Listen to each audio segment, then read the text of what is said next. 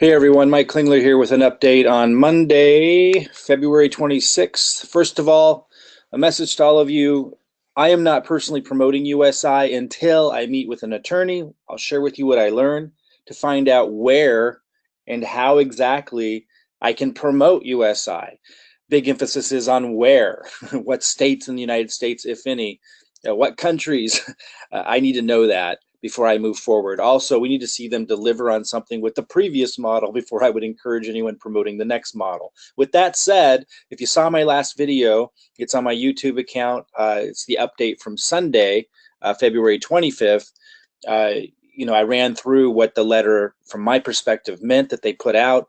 And I had said, regardless of everything, I think it is a big positive if they do pay everybody back at least what they put in. I mean, there are people out there who never promoted it. There's grandmas, there's uncles, there's brothers, there's sisters who never promoted it. They trusted the person who referred them to it. And while, yes, of course, we should never put in more than we are willing to lose, we take personal responsibility for the risks. The reality is a lot of people were being shared the information about USI incorrectly, and that's why they have regulators and that's why they have rules, and a lot of those weren't being followed. And so I really hope USI can follow through on what they promised in that big old letter I went over yesterday and deliver at least that. If you didn't see that update, you can find it on my YouTube account. It's again February 25th update. Okay, so for today, a lot of people are asking in the USI discussions group. I went in here and saw, hundreds and hundreds of posts pending. It goes on and on and on. And a lot of them were saying, hey, where are my packs? And I had the same thing. I went in here and it says my available balance 0 BTC. All I got is Tech Coin in here. I don't have any BTC at all. Where is it? What's going on? And that's what a lot of people wanted to know. And a lot of people were freaking out about it for understandable reasons. Again, communication gap massively. Nonetheless, it has been said, and albeit I cannot confirm this, but I have seen people share responses back from USI customer support on this that basically said something to the likes of, please allow time for USI IT to complete the system reset. It appears that the USI Tech IT team are busy working on the dashboard and other reports in a live environment as part of a reset of the business to get the 2.0 up and going and allow business operations to return to some sense of normality. It was recommended, this came from Paul Taylor in the USI discussions group, stop looking at your dashboard for 24 hours, change the channel, watch something else, take a break. I mean, basically, the messages, and I read another post directly from customer support basically saying the same thing. Give the IT time. Again, I cannot confirm this, and I am not promising this, but what is being said is that soon we will see what is owed to us. And, that relates back to the update that I gave on Sunday, yesterday, February 25th, where I went over the letter and all the update that they gave. They call it the newsletter, basically a big long email that had described that they're going to do everything they can to pay 100% back to everybody. I'm assuming that we're going to see some accounting for what was owed. It just isn't there yet. So I'm not panicking. I'm going to give it a couple more days. My panic was the day I woke up and saw a big old nasty letter from USI a month and a half ago or whenever it was saying that my account was, and everybody's in the US and Canada was terminated. Ever since then, there's no bad news after that. It can't get any worse than that. So I guess it can get worse if they don't follow through. They go belly up. Like I talked about in the last video, guys, BitConnect just left everybody. They were really calculated, BitConnect, and not showing who they were. BitConnect, check this out. You got to understand this. BitConnect from the day one set out to do exactly what they did. That's pretty scammy. Now, I've said before, the United States college loan program is pretty scammy too. The real estate, boom that led up to the crash in 2008 was pretty calculated scammy. There's a lot of scammy things going on, so we got to put that in perspective.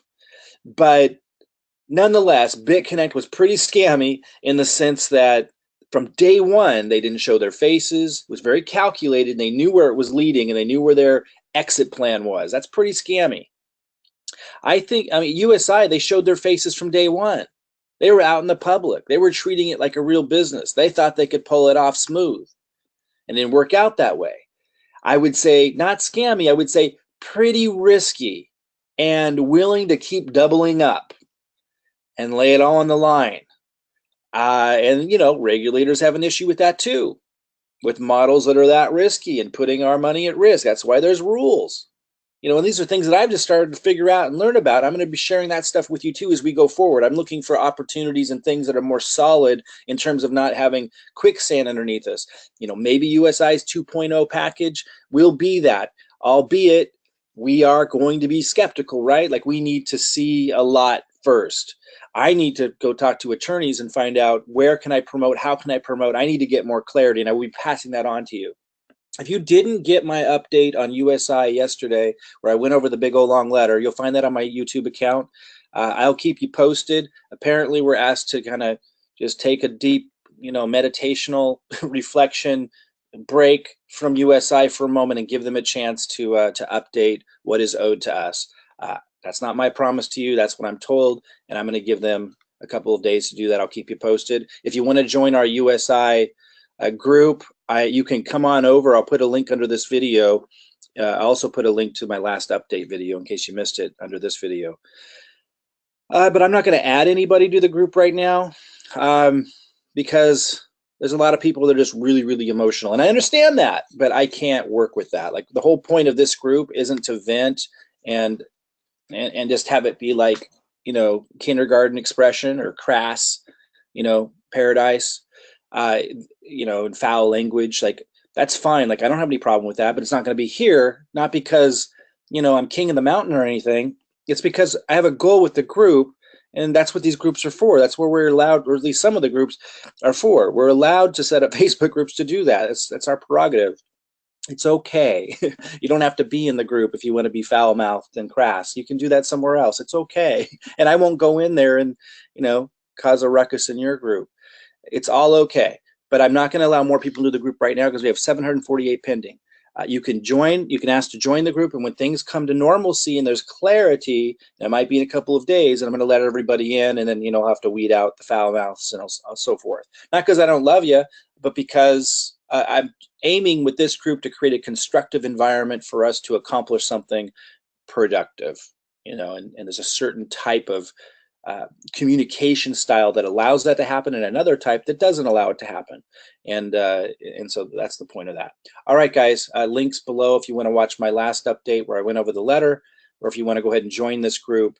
Again, I'll wait a few days or wait till there's clarity before I add people again, but you'll have that option. It is a very valuable group, I think, in staying updated and having a constructive, you know, constructive environment. It's not overly controlled, but, you know, we are weeding out people that just don't seem to understand how to communicate respectfully.